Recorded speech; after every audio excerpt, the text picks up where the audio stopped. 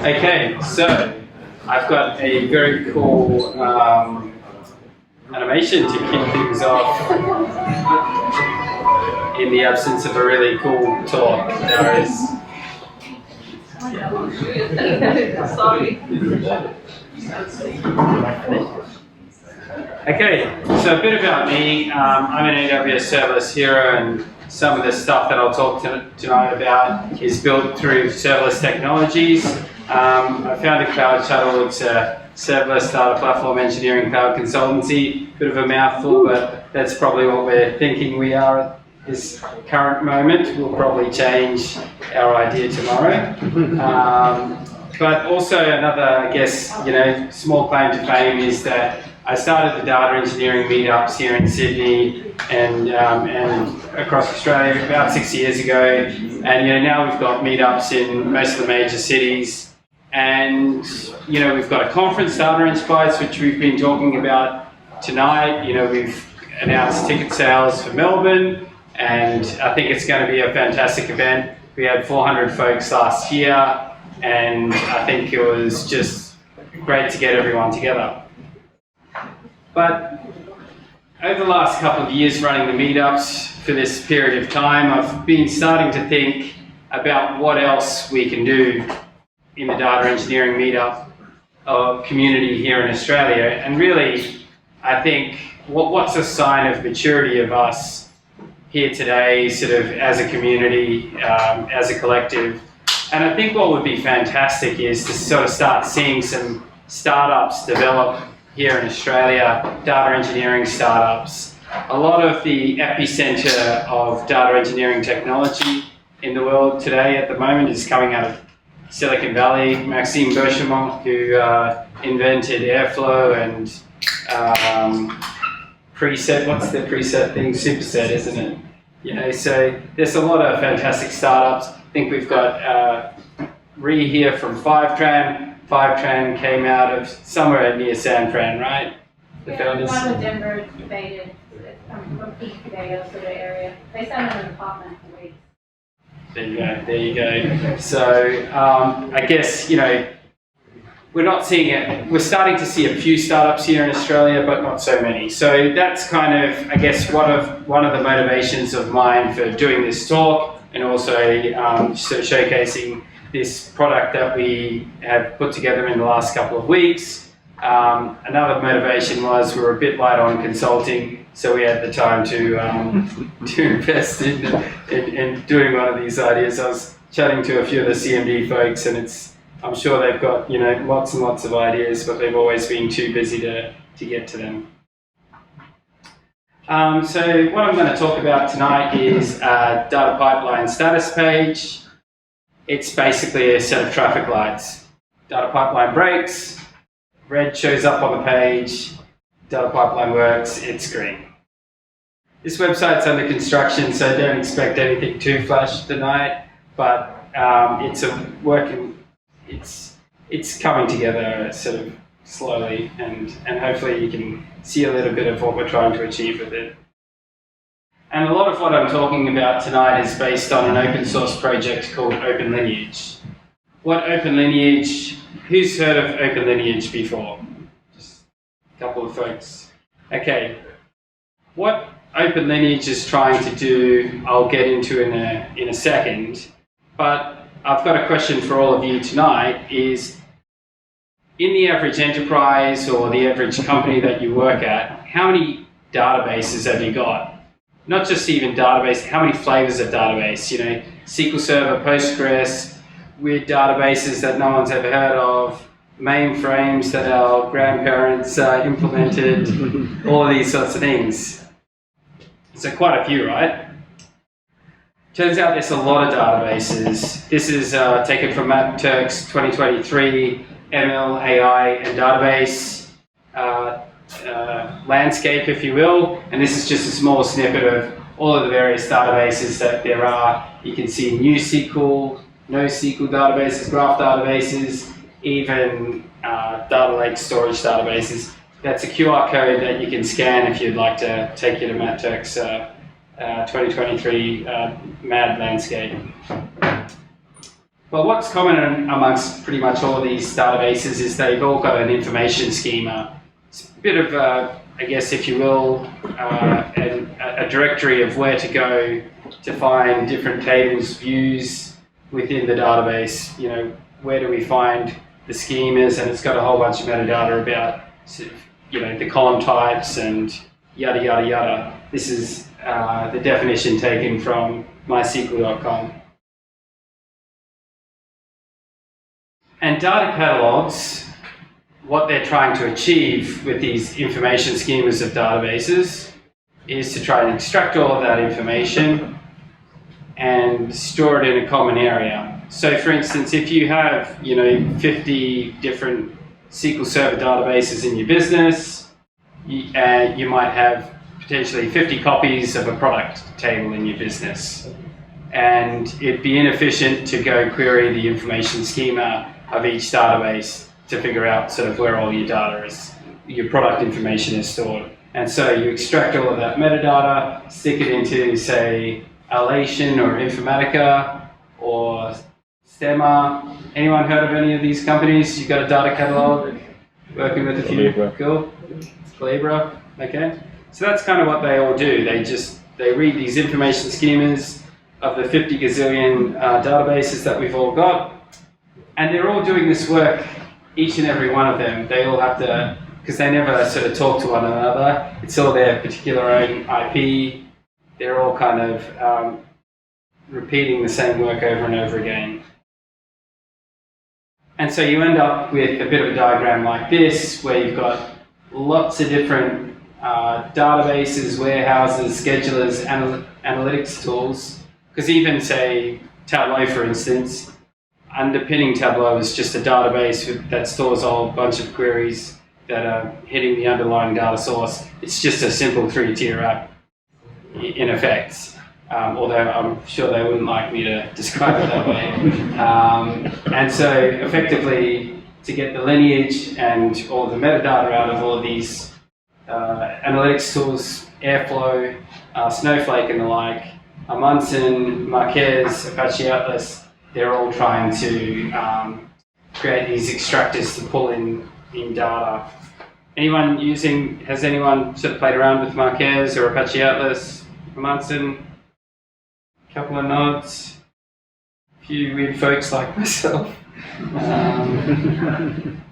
Awesome. And so basically what OpenLineage is trying to achieve here is to reduce the amount of work and come up with a standard way of extracting all of this metadata out of all of these databases and data engineering tools.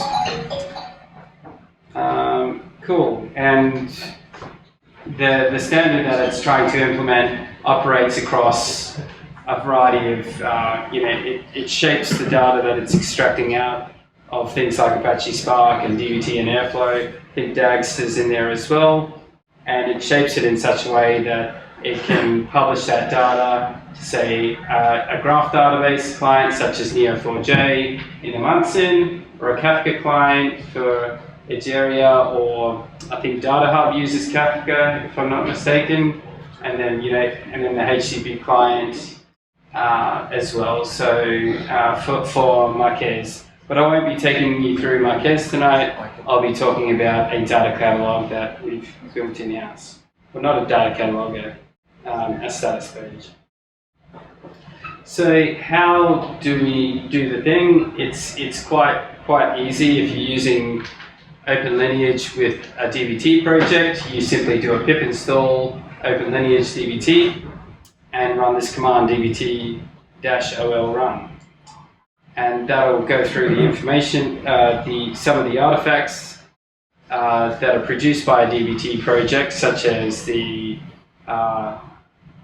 catalog.json, just a couple of the artifacts, I'll take you through it, and they rip out certain facets, such as run information, job information, and information about the data set, such as the database schema, table, and the column names and data types and things like that. And then also tries to extract out the lineage.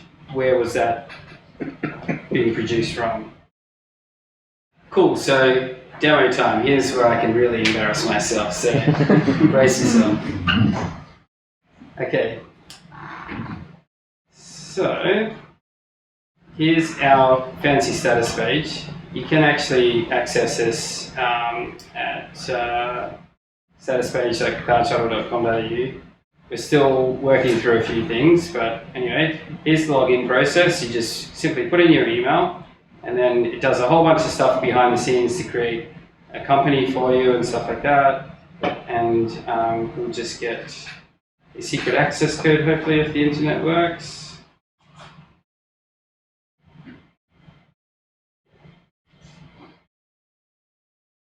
I hope the internet works. Oh, okay, that just came through just then. Good catch. Okay, so I'm going to log in, and basically I've got a bunch of operations that have occurred. This is just hitting Snowflake, and it's got the database is landing dev, Snowpipe is the schema, you know, because we're piping in some data, and we've created a customer table. So the question is, how do I collect data from my DBT runs?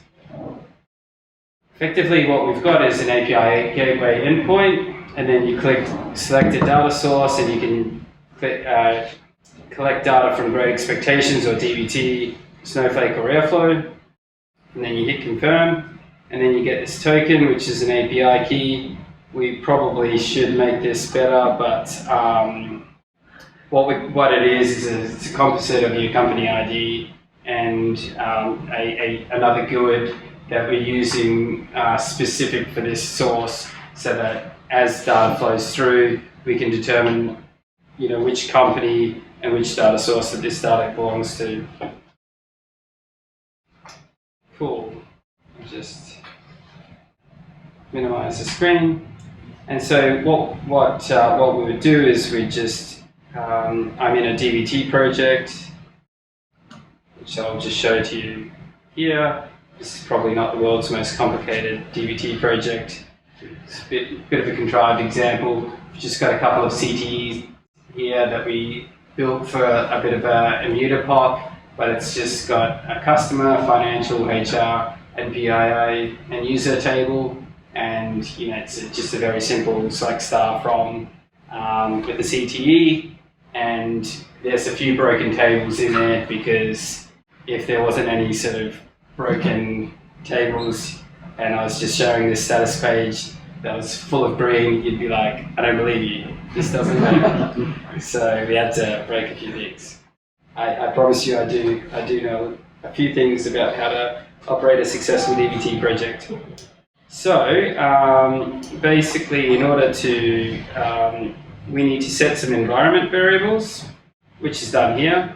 So you can see I've got an API gateway endpoint, an OpenLineage namespace, just to say that this is coming from DBT, and then this OpenLineage API key. And this is the same OpenLineage API key as I've got in the front end, but I'm sure it's probably not that easy to tell. And how do we, so as I was mentioning, in our requirements.txt, obviously this is a Snowflake project, so we installed DBT Core and Snowflake, but then I also need to install this Python package OpenLineage DBT. And effectively, when I run dbtol, which I'll do now, so that's all. You just put an extra -ol in the project. What it does is it'll go ahead and execute this DBT project, which it's doing now. There's a couple of fails, because otherwise it'll look too good. And then it's emitting all of these events from the catalog.json through to this API endpoint. And where it's getting all of that information from is your things like your manifest.json and stuff like that. So it's just parsing all of this information, grabbing out all of that metadata. As you can see, like database landing dev, schema, Snowpipe, users, for the table name. And then that's coming through to this database. This status page. So, and hopefully that data just all came through in real time. Just do a couple more runs.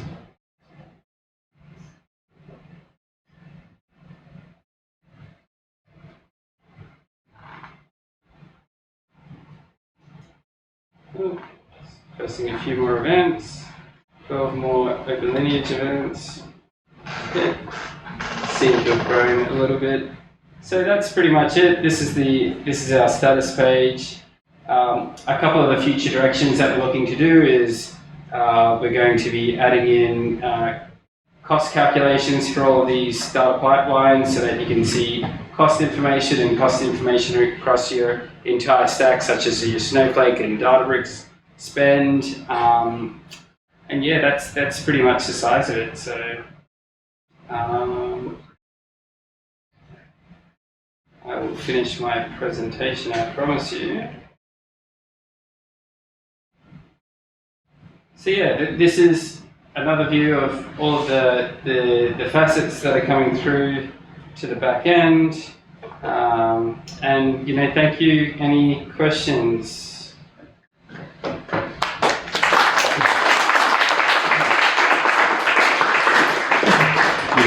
Sorry, can you go back to see the main status screen of the status page? Yeah.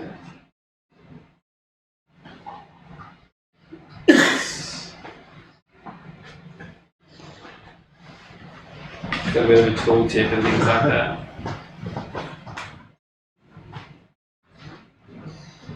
All right. So, alternative to this, your current your solution, what is out there? Why did what inspired you to create it? Well, I think Airflow has got a traffic light system as well, and there's a couple of other solutions out there for sure. But I guess it's a bit like the data catalog space, is that no one's got one database in their business, no one's got one orchestration tool in their business. We've got cool kids are using Airflow or Dagstar, and then you've got our parents still using Control M and stuff like that. At the big four banks and stuff like that. No disrespect to them, but how do you sort of bring all that all together, if you will? So no matter whether it's they're using Airflow, whether using Databricks workflows, what you're doing is essentially getting from the source, the landing area, whether it's been refreshed, is it or including the. Sorry, can you repeat? So so no matter where or how the data is being synced, you're basically providing a page to show the status of that, the freshness of the data, and also the pipeline. At the moment, this information just shows whether the pipeline passed or failed. Yeah. We're getting a lot more richer information in. We just aren't surfacing it up at the moment in the dashboard. But a couple of the future enhancements that we can do is obviously we can do, say, Slack or Microsoft Teams alerts to tell you, say, hey, you've run a pipeline and it's broken because it's coming through into this API gateway endpoint, and we can just have a Lambda function shoot off an event somewhere to, say, Slack to just say, hey, look at pipeline X. And also because there's lineage, potentially what we can do, because a lot of businesses, I guess, have got data pipelines all over the shop, and say when one of your data pipelines fails in, say, some really early core upstream core system, it can have a big old effect on a variety of other use cases. And so that's one of the things that we can look to build out in the future, which is to just kind of have that lineage, that dependency graph. If you do have a failure here, potentially, to alert at the very minimum, and potentially sort of prevent those jobs from running until it's fixed or something. Yeah. So lots of future enhancements. Does that answer your question? Yeah, I guess like currently I'm setting up monitoring alerts, just like in the last few days as well on in DataEngBytes, for Okay. example, and it's pretty limited on what we can really alert on, it seems. I'm just like trying to understand like how like a tool like yours would be able to like I mean we have a few different other orchestration tools, not really. SSIS, I think was one of them. Yeah, for sure. But that would be able to be handled by your application. SSRS, we don't have integration with them just yet. So I'd imagine. I mean, if there's a paying customer requesting it, we can look into it for sure. This Airflow. Yeah. Were you thinking about is that shows the health of the pipeline is successful or not? Or does also show the health of a database, for example? A database? Oh yeah, the health of a database, or just yes or no for the pipeline? No, it's more so just for the pipeline. I guess we could like say hit AWS APIs to just see RDS or something like that, where the database is getting to an unhealthy state and stuff. But at the moment, we're just focusing on data pipelines. Is there a question up the back yet? Yeah, just following on from that, what services would you provide to your customers if that actually did occur? Like there was one of the pipelines was failing early. Yeah. And you could see, that the company services would be drastically affected. And I mean, if you could mitigate that for them at that point, I'm just asking, would you develop that? I mean, yeah, this is definitely early stage, so it's kind of I'm just saying, that yeah. would be a real godsend, you know what I mean? Oh, absolutely. I mean, I think, the last thing, we've all probably worked in data for a while now, and the last thing that we want is for a stakeholder to come up to us and say, all of your stuff is busted. We kind of want to know a bit more proactively than that. We'd like that alert ourselves. And I think at the initial phase is to provide that alert and have that status page so that even people looking at a dashboard, say a Tableau dashboard for instance, they can look at that dashboard, see maybe, think that something's off, come to the status page, actually sort of, if they're seeing a lot of green, then their fears allayed or something like that, or a sea of red, then they know. But you'd hope that the data team's been alerted from some mechanism here. But, can we proactively switch up a whole bunch of orchestrated jobs or something like that? It's a lot of these jobs are kicked off via API, so you'd imagine that that's possible. You just gotta put in the time to develop it. What I was saying is you have essential services that are required to be maintained. And there'd be other services or other customer bases that it doesn't. So maybe if you give it authority, maybe a contractual situation. I don't know, I'm just... But pipelines can fail for all kinds of reasons. It's so hard to just... Yeah, I agree. Proactively just do it, I just think if you were to move that to a specialist, and since you're developing this sort of area, that specialist would definitely be... It'd be interesting, yeah, for sure. Yeah. You'd have to have the trust of the customers.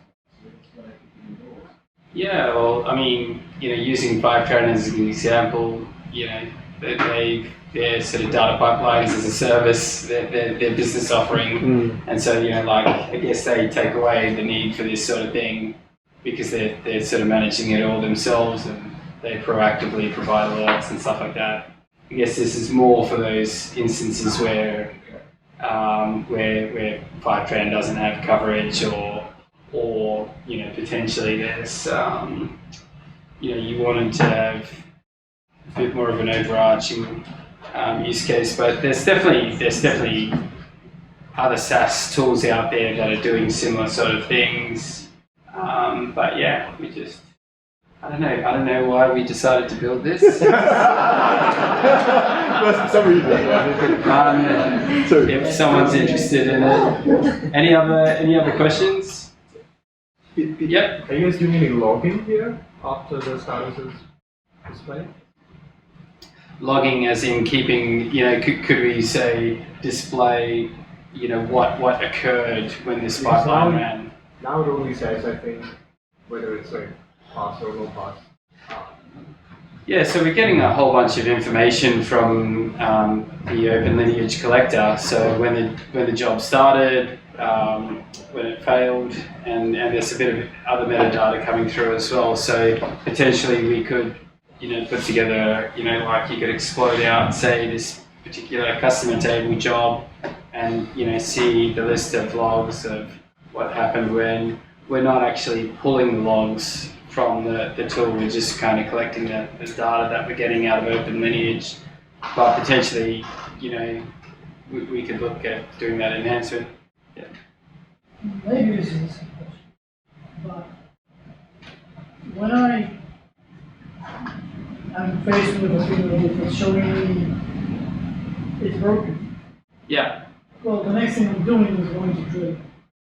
And so you want, this sounds great, if the next thing I'm going to do is click on that red thing Yeah. and start drilling into that story Yeah. of where, what went on, the causal chain. And so, if it's Prescriptive. behind the scenes scraping logs for me or looking into the right things and getting as close as I can get, as close as a dumb machine can get, then that's really a good. This is starting point because it's showing someone that's got the duplicate. No, it's really good feedback actually. So deep linking to say Airflow or DBT or something like that, or or the latest pull requests, Git commit or something like that busted everything up. Prescriptive. Yeah. No, it's good feedback. Yeah. Who is the target audience for it? Is it the business users or the technical people or both? And the second question is, why do I would use this if I have ADF or orchestration? Yeah, so the first question, who's the target audience? I think it does. It's a bit of both, right? Because, say, as a data engineer, a lot of us are deep thinkers and stuff like that. We don't like context switching too much. So, you don't want to be answering questions about, is this data pipeline broken by, 50,000 stakeholders in your business? You can literally just direct them to here and just say, it's a bit like, say, the AWS status page or Atlassian or the like. You can direct those big business stakeholders, if they've got some doubts, to first check here before sort of pinging you or pinging sort of your support team, if you've got a big enough data engineering team to have one. But also I think it's good for data engineers, to have these proactive alerts in a place where they can, measure the uptime. So it's saying for this particular one, it's in grey here, but you've got a data pipeline with 90% uptime. So that could be good information for a data engineer to have, to say, you know what, 90% is probably not that great, but if you're like above 95% or 99%, depending on your SLAs and stuff like that, you could just say, hey, I'm doing okay with this data pipeline for now. To answer your second question, say if you've got a organization that doesn't have a lot of sprawl, if you've only just got, say, Snowflake and ADF, for instance, a lot of the data catalogs and stuff like that are probably not really necessary for you. You could probably use DBT's data catalog because it's a fairly sort of, straightforward, and probably ADF does cover you. But I think a lot of us work in organizations where there's just, 50 orchestration tools and 5,000 databases and stuff like that, and then say it's all like this, which, we don't pretend to tackle each and every database and each and every orchestration tool, but an idea like this could provide some benefit. So, yeah, does that answer your questions? Yes. Thanks. Oh, you're welcome. Any other questions? Awesome. So hopefully tonight I've proven that I don't just run meetups, I also a little bit about data engineering. Yes. And I wanted to end with a real big thank you to Shepard, and just to sort of encourage you to have a think about DataEngBytes. There's going to be one in Sydney a couple of days earlier than that as well. If you're keen to get across to the Melbourne edition, you can scan that QR code and get yourself a cheap ticket. There's a call for papers coming out, so it doesn't necessarily need to be a startup idea like a data pipeline status page. We're looking for all sorts of different talks.